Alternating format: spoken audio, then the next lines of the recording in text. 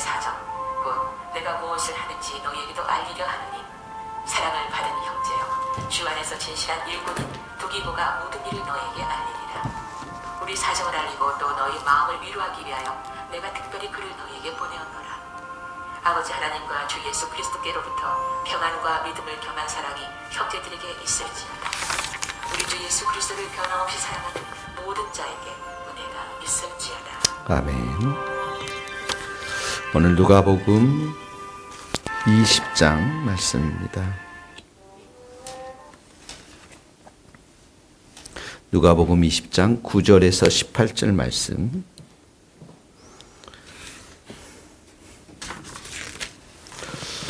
누가복음 20장 9절에서 18절 말씀입니다.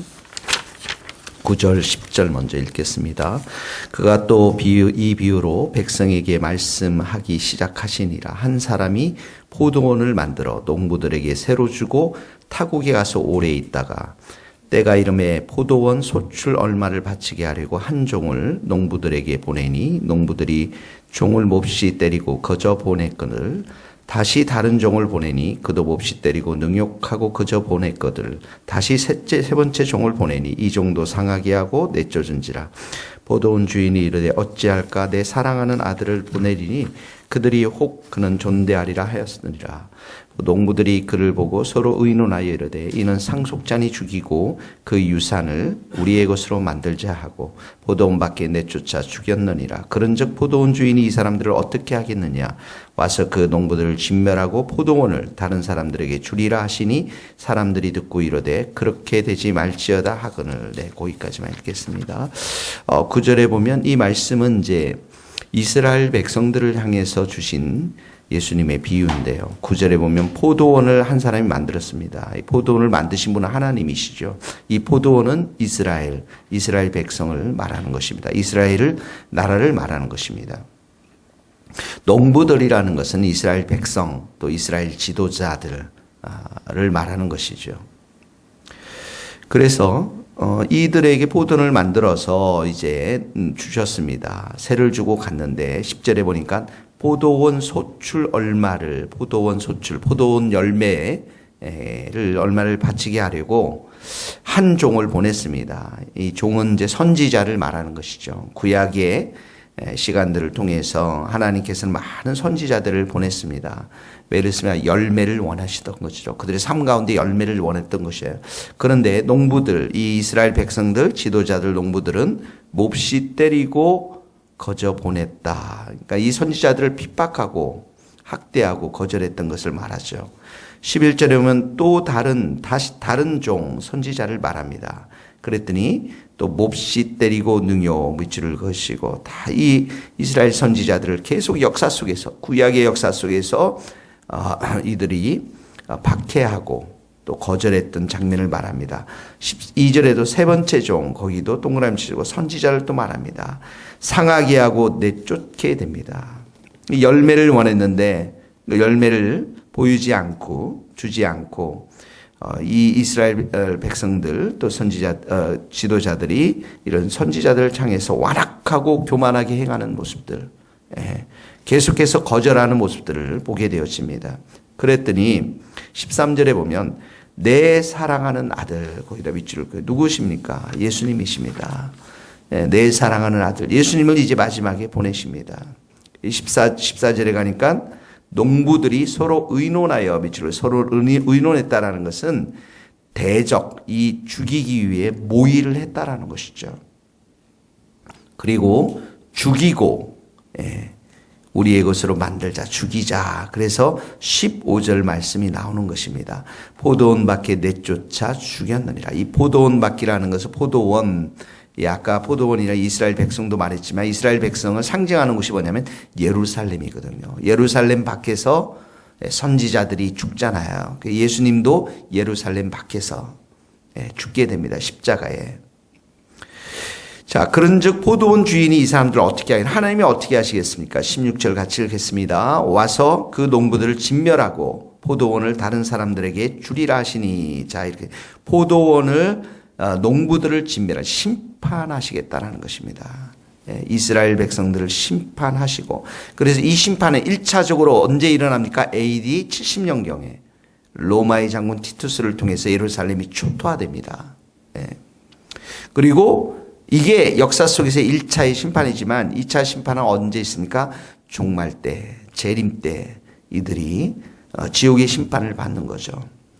포도원을 다른 사람들에게 주리라. 이 밑줄을, 이게 이제 이 비유의 핵심입니다. 이 포도원을 다른 사람에게, 이 포도원이 아까 그 이스라엘을 말하죠. 그러니까 하나님 나라를 누구에게 줍니까? 다른 사람, 동그라미 치는데, 이게 마태복음 적어놓으세요. 21장 41절, 43절이 있는데, 이 41절에 뭐냐면 제때에 열매를 바친 다른 농부, 열매를 바친 사람들. 다시 말해서 마태복음 21장 43절에 보면 하나님 나라가 너희를 빼앗아 가지고 그 나라를 열매 맺는 백성에게 주겠다. 이렇게 해놨어요. 열매 맺는 백성. 이게 바로 교회를 말하는 것입니다. 유대인과 이방인이 함께 이제 새로운 예수 그리스도 안에서 피조물 된 새 창조된 교회를 말하는 것입니다. 그러니까 이 교회는 다시 말하면 뭐예요? 열매를 맺는 곳입니다. 열매를 맺는 곳. 그래서 성경에는 그 나라의 열매 맺는 백성이라고 할 때 이 열매가 많은 성경에 열매가 나와 있는데, 회개에 합당한 열매 들어보셨죠? 회개에 합당한 열매를 맺어라. 회개에 합당한 열매도 의의 열매. 우리가 의인이 되었어요. 예수님 안에서 의인이 돼요. 더 이상 죄인이 아닙니다. 그러니까 의의 열매를 맺는 거죠. 의인이 되어서 우리가 열매를 맺는 그 열매가 바로 의의 열매인데, 갈라디아서는 이 의의 열매가 뭘로 표현되어 있으면 성령의 9가지 열매로 나와 있어요. 성령의 열매. 사랑과 희락과 화평과 오래 참음과 자비와 양성과 충성과 온유의 절제. 이 열매를 말하는 것이죠. 그래서 이런 열매를 통해서 열매 맺는 백성들에게 주겠다. 하나님 나라의 백성이 됐는데, 그 중에서 그래도 제일 중요한 이런 열매를 통해서 하나님께는 영광을 돌리지만 사람들에게는 어떻게 합니까? 구원의 복된 소식을 전하는 통로가 되는 거예요. 이스라엘 백성들을 왜 삼았습니까? 이들을 통해서 하나님께서는 열방이 하나님의 살아계심과 하나님께서 영광을 받으시기에 합당하신 분이심을 이스라엘 백성들을 통해서 기대하셨는데, 이렇게 역사 속에서 계속 열매를 못 맺고 종들을 죽이고 선지자들을 죽이고 예수님을 죽이잖아요. 교회를 통해서 이런 회개에 합당한 열매, 의의 열매, 성령의 열매를 통해서 하나님께 영광을 받고 어떻게 합니까? 사람들은 구원의 열매를 얻게 되는 것입니다. 그래서 마태복음 28장 18절 20절에 보면 온 족속으로 가서 너희가 제자를 삼아, 이 말씀이 나오죠. 이 말씀이 마태복음의 키 패시지입니다. 이게 뭐냐면 제자를 삼는 것, 구원의 열매를 맺는 것, 이것이 바로 여기에서 말하는 그 나라의 열매 맺는 백성에게 이 하나님의 나라를 주시겠다라는 것입니다. 그러면 첫 번째 오늘 적용입니다. 여러분의 삶을 통해서 예수 그리스도의 열매가 맺혀야 됩니다. 구원받는 자가 있어야 돼요. 복음을 전하는 역사가 있어서 그들이 예수를 믿는 그런 은혜의 역사가 있어야 합니다. 그러려면 내게 합당한 열매도 있어야 되고 성령의 열매도 있어서 그들에게 예수가 누구인가를 우리를 통해서 보여줘야만 하는 것입니다. 이것이 바로 그 나라의 열매 맺는 백성들이 갖게 되는 하나님의 나라인 것입니다. 포도원인 것이죠. 자, 그러면서 17절의 말씀, 중요한 말씀입니다. 예수님이 이제 죽게 되죠? 자, 같이 읽겠습니다. 시작. 그들을 보시며 이르시되 그러면 기록된 바 건축자들의 버린 돌이 모퉁이의 머릿돌이 되었느니라. 자, 건축자의 버린 돌 버려버렸어요. 예수님이 죽게 되었어요. 근데 모퉁이의 머릿돌은 가장 중요한 돌이잖아요. 건물이 올라가는데 양쪽을 다 연결해 주시는 분이시니까. 자, 거기는 개인과 교회를 말하는 것입니다. 모퉁이의 머릿돌이 됐다는 건 모든 사람들이 예수님의 기초 위에 그 삶을 건축해야 된다는 거예요. 다시 말하면 예수님을 믿어야 한다는 것입니다. 거기다 적어놓으세요. 고린도전서 3장 11절 이 닦아둔 것 외에 능히 다른 터를 닦아준 자가 없으니 이 터는 곧 예수 그리스도 예수님의 터 위에 우리 개인의 집들이 지어져야 한다니까. 그 다음에 또 하나는 모퉁이의 머릿돌이 됐다라는 것은 적어놓으시면 에베소서 2장 20절 22절에 보면 이런 말씀이 있습니다. 너희는 그리스도 예수께 친히 모퉁이 돌이 되어졌느니 그 안에서 건물마다 서로 연결하여 주 안에서 성전이 되어가고 너희도 성령 안에서 하나님이 거하실 처소가 되기 위하여 그리스도 예수 안에서 함께 지어져 가느니라. 이 교회를 말하는 거예요. 예수님이 친히 모퉁이 돌이 돼서 우리가 다 교회로 건물로 지어져 가는 말씀이 에베소서 2장 20절 22절 말씀입니다. 그러니까 이 말씀에는 우리 개인의 삶이 예수님의 말씀 또 예수님과의 인격적인 교제 가운데 든든히 서나가야 돼요. 예수님과 늘 동행해야 되고 교회도 마찬가지입니다. 예수님의 말씀과 예수님 위에 우리가 이 교회가 함께 성령 안에서 지어져 가야 함을 말씀하고 있는 것입니다. 그래서 이 예수님을 통해서 받는 은혜, 예수님을 통해서 받는 사랑, 이걸 통해서 우리가 열매 맺는 백성이 되는 겁니다. 구약은 뭡니까? 율법입니까? 율법으로는 우리가 열매를 맺을 수가 없어요. 신약은 누굽니까? 예수님을 통해서 성령을 통해서 은혜와 사랑과 말씀을 충분히 공급받기 때문에 그런 우리의 삶에 열매를 맺고 구원의 복음을 전하는 자로 우리가 설 수 있게 되었다라는 것입니다. 자, 그래서 예수님은 우리 믿는 자들에게 모퉁이의 머릿돌이 되셨는데 18절에 보면 같이 읽겠습니다. 시작.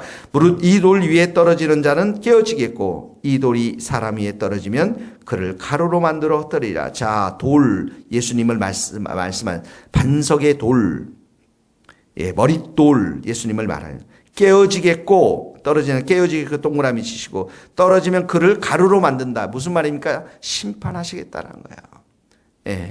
예수님을 거부하는 자, 예수님을 믿지 않는 자, 그들은 산산조각이 날 수밖에 없다라는 것입니다. 그러므로 오늘도 우리에게 이렇게 포도원을 주시고 열매를 기대하시고 예수님을 우리 가운데 주셨고 성령님을 주셨고 오늘도 여러분들이 예수님을 부르십시오. 100번, 200번, 300번 불러주십시오. 여러분이 괴로워하고 고통해하고 여러분 생각 가운데 일터 가운데 힘든 일이 있을 때마다 예수님을 부르시고 예수님을 바라보십시오.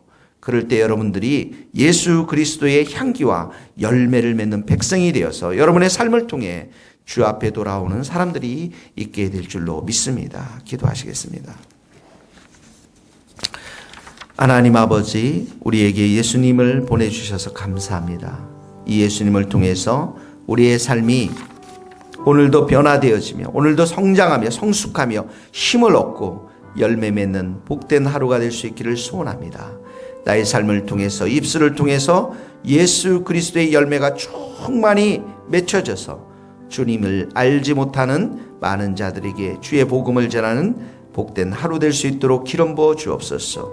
우리 주님의 세교회에도 많은 사람들을 보내주셔서 예수 그리스도 안에 변화되어지는 놀라운 은총의 역사가 있도록 축복하여 주옵소서. 예수님의 이름으로 기도하오며 지금은 우리 주 예수 그리스도의 은혜와 하나님의 크신 사랑과 성령님의 교통하심이 우리 모든 성도들 선교사님들 머리 위에 이제로부터 영원토록 함께 하시기를 간절히 축원하옵나이다. 아멘.